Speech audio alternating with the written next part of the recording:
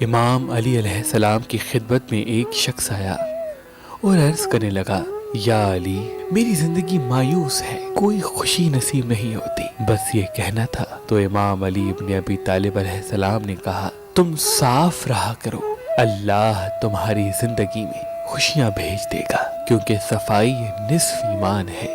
تو اس شخص نے کہا، ٹھیک ہے یا علی، تو آج کے بعد میں ہمیشہ صاف کپڑے پہنوں گا، دن رات ہاتھ منہ دھوتا رہوں گا۔ تو امام علی نے کہا، فقط ظاہری صفائی نہیں بلکہ اس کے ساتھ اندرونی صفائی بھی ضروری ہے۔ تمہارے کپڑوں کے ساتھ ساتھ تمہارے اندر نفرت کی میل نہ ہو، حسد کی گندگی نہ ہو، بغض، دشمنی، یہ تمام نجاستیں جب تم سے دور ہوں گی تو تمہارا ہر قدم زندگی اور آخرت کی خوشیوں کی طرف اللہ موڑ دے گا۔